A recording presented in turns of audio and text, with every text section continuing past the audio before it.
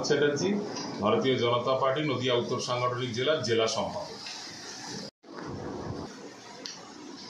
বিধানসভা নির্বাচন, তার আগে শাসক দল বলছে। দেখুন, সম্মানীয় দেশের প্রধানমন্ত্রী এবং ভারতীয় জনতা পার্টির সর্বোচ্চ নেতৃত্ব নরেন্দ্র মোদীজির এটা পূর্ব ঘোষিত কর্মসূচি। যেহেতু পশ্চিমবঙ্গ রাজ্যের সম্মানীয় রাজ্য সভাপতি ঘোষণা হয়ে গেছে, তাই সেই সম্মানীয় রাজ্য সভাপতির সাথে পশ্চিমবঙ্গের কারণ এর আগেও আপনারা দেখেছেন যে উনি উত্তরবঙ্গে এসছেন, সেখানে তৃণমূল সরকারের যে যথেচ্ছ হারে দুর্নীতি, চাকরি চুরি শিক্ষকদের এবং অযোগ্য শিক্ষকরা আজকেও রাস্তায় নেমেছে, তা এই বিষয়ে তিনি ওখানে উল্লেখ করেছেন। তা আবারও তিনি আমাদের সম্মানীয় নতুন রাজ্য সভাপতি ঘোষণা হয়েছে, তার সাথে একটি মঞ্চ তিনি শেয়ার করবেন আসানসোলে, সেই কারণেই তিনি আসছেন। 16 তারিখে অর্থাৎ 18 তৃণমূল বাঙালি সেন্টিমেন্টের সুশ্রুতি দেওয়ার চেষ্টা করছে, আবেগ উস্কে দেওয়ার চেষ্টা করছে 2021-এর বিধানসভা নির্বাচনকে সামনে রেখে। কারণ আমরা প্রত্যেকেই জানি যে এই যে এক বছরে বিভিন্ন ঘটনায় আমরা দেখেছি যে বাংলাদেশ থেকে যে রোহিঙ্গারা তারা অনুপ্রবেশ করেছে, রাতের অন্ধকারে এসে এখানে তৃণমূলের নেতাদের কাছে গুচ্ছের টাকা দিয়েছে, দেওয়ার ফলে তারা জাল নথি দেখিয়ে ভোটার আধার কার্ড বানিয়ে তৃণমূলের ভোট ব্যাংক তৈরি হয়েছে।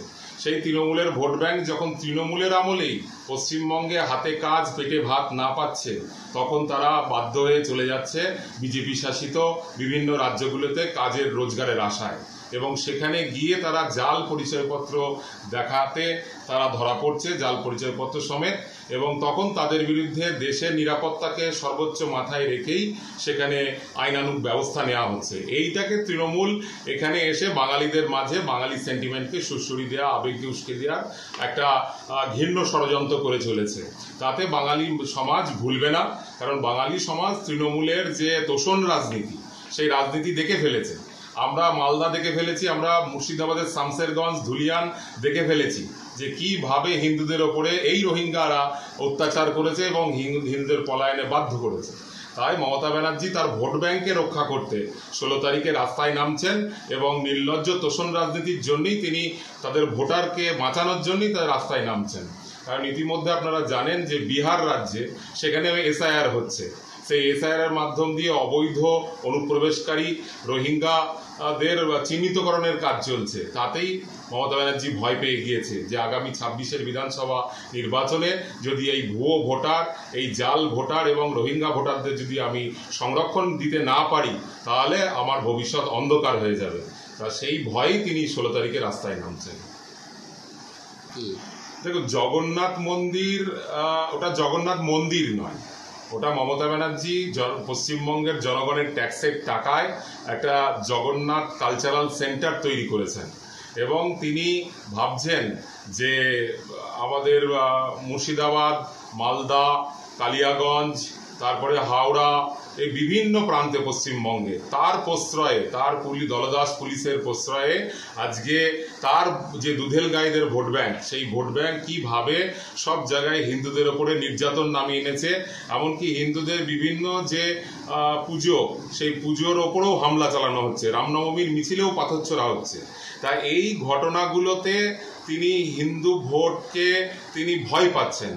তিনি আগামী বিধানসভা নির্বাচনকে মাথায় রেখে তিনি কোথাও যেন একটু শঙ্কিত হয়ে উঠেছেন। তাই তিনি তাড়াহুড়ো করে জনগণের ট্যাক্সের টাকা দিয়ে ওইখানে জগন্নাথ কালচারাল সেন্টার তিনি তৈরি করার প্রয়াস করেছেন, এবং ইনি ভাবছেন যে আমাদের সনাতনী বাঙালি যে হিন্দু তারা বোকা, তার ওই সেন্টার দেখে তারা মনে করবেন, এবং তার যে নকল প্রসাদ বাড়ি বাড়ি রেশনের মাধ্যম দিয়ে পৌঁছে দিচ্ছেন, সেই দেখে এই হিন্দুরা তার প্রতি উদার হয়ে যাবেন।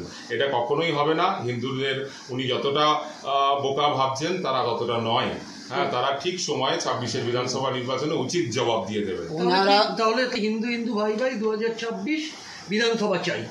অপরদিকে আপনাদের সাধারণ জনগণ কি মনে করবে? না, এখানে কোনো দ্বন্দ্ব নেই, এখানে বার্তা খুব পরিষ্কার। কারণ ভারতীয় জনতা পার্টি সবকা সাথ সবকা বিকাশকে সামনে নিয়েই এগিয়ে চলেছে। আজকে জানেন যে 11 বছর ধরে সরকার চলছে দিল্লিতে, সেখানে প্রত্যেকটা মানুষের জন্য আজকে পশ্চিমবঙ্গে যে কেন্দ্রীয় প্রকল্পের সুবিধা আসছে সেটা প্রত্যেকটা মানুষের জন্য। সেখানে কিন্তু কোনো ধর্মীয় বিভেদ নেই। একটা বাড়ি যেমন সাবিনাও পাচ্ছে, একটা বাড়ি তেমনি সাবিত্রীও পাচ্ছে। রেশনের চাল, উন্নত মানের গম যেটা কেন্দ্র থেকে আসছে, এখানকার সরকার নাচে চুরি করছে, কিন্তু তারপরেও সেটা সবারই জন্যই আসছে। তা আমাদের সম্মানীয় রাজ্য সভাপতি শ্রমিক দা ঠিকই বলেছেন, যে উনি বলেছেন যে আমরা কোনো বিভেদ করি না। আমরা যারা রাষ্ট্রবাদী জাতীয়তাবাদী মুসলিম সমাজ, যারা শিক্ষিত মুসলিম সমাজ, যারা বোঝেন যে দেশকে ভালোবাসেন, তাদেরকে ভুল পথে চালিত করছে ভোট ব্যাংকের জন্য তৃণমূল সরকার। তাদেরকে বিভিন্ন সময়ে মাথায় তুলে উস্কানি দেওয়া হচ্ছে, তাদেরকে বিভিন্ন অবৈধভাবে সুযোগ সুবিধা পাইয়ে দিয়ে তাদের ভোট ব্যাংক বানানোর যে চেষ্টা চলছে, তার বিরুদ্ধেই আমাদের সম্মানীয় রাজ্য সভাপতি বলেছেন যে তাদেরকে দিয়ে যে পাথর চোরা হচ্ছে, সেই পাথরের বদলে আমরা হাতে পেন দিতে চাই, তাদেরকে শিক্ষা দিতে চাই, তারা যাতে উন্নত হয়ে উঠতে পারে। আজকে বলুন না যে খারিজি মাদ্রাসা কি প্রয়োজন, সেখানে কি উন্নত কোনো শিক্ষা দেওয়া হয়? সেখানে কি ডাক্তার, কোনো ইঞ্জিনিয়ার কি বেরোবে না? তাহলে সেখান থেকে কি বেরোবে? ধর্মীয় গুরু বেরোবে। তাতে মুসলিম সমাজের কি লাভ হবে? আজকে সাচার কমিটি যে রিপোর্ট দিয়ে গিয়েছিলেন, সেই সময় মুসলিম সমাজ যে অধোগতির জায়গায় ছিলেন, আজকেও সেই মুসলিম সমাজ একই অধোগতির জায়গা আছে, কোনো রকম উন্নয়ন হয়নি। আর আমাদের সম্মানীয় বিরোধী দলের নেতা যেটা বলেছেন যে আমাদের সনাতনী হিন্দুদের পক্ষে তিনি কথা বলেছেন, তা তিনি তো কখনো মুসলিমদের বিপক্ষে কথা বলেননি।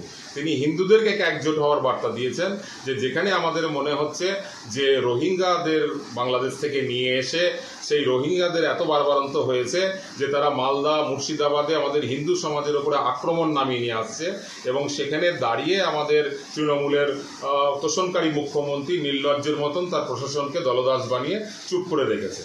তাই এর পরিপ্রেক্ষিতেই আমাদের হিন্দুদের একজোট হওয়ার ডাক, যে এই তৃণমূলের যে তোষণকারী সরকার, এই সরকারকে ছুঁড়ে বিসর্জন দিতে হবে 26শে বিধানসভা নির্বাচনে। আর তারপরে একটা সঠিক প্রশাসন তার সঠিক দায়িত্ব নিয়ে সবকা সাথ সবকা বিকাশের মন্ত্রে এগিয়ে চলবে, পশ্চিমবঙ্গকে আবার সোনার বাংলা বানাবে। আচ্ছা, ওনারা সম্পূর্ণ বাঙালিদেরকে বিভ্রান্ত করার চেষ্টা চালিয়ে যাচ্ছে তৃণমূল সরকার। সেখানেও বাঙালি সেন্টিমেন্টের সুরসুরি, আবেগকে উস্কে দেওয়ার বিধানসভার আগে চেষ্টা চলছে।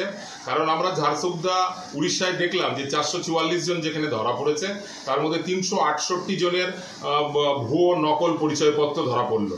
সেখানকার সরকার জানিয়েছে বিবৃতি দিয়ে, এবং সেখানে দেখা যাচ্ছে যে আমরা ঠিক যেমন করে যে বারাসাত এবং কুচবিহারে দেখেছি যে জাল ভোটার কার্ড, জাল আধার কার্ড বানানো হয়েছে, তারা বিভিন্ন সময়ে ভারতবর্ষে যে রোহিঙ্গারা অনুপ্রবেশ করেছিল পশ্চিমবঙ্গের সীমান্ত দিয়ে, বিভিন্ন সময়ে এই তৃণমূল সরকারের সাহায্যে তারা সারা দেশে ছড়িয়ে পড়েছে সেই জাল আধার ভোটার কার্ড নিয়ে, এবং তারা সেখানে গিয়ে সেই ভোটার কার্ড যখন জাল আধার বেরোচ্ছে তখন তারা ধরা পড়ছে স্বাভাবিকভাবে।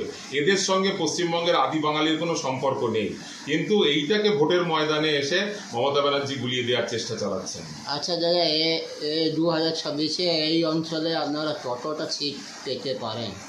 আমাদের এটা নদিয়া উত্তর সাংগঠনিক জেলা, আমাদের এখানে 7টা বিধানসভা রয়েছে।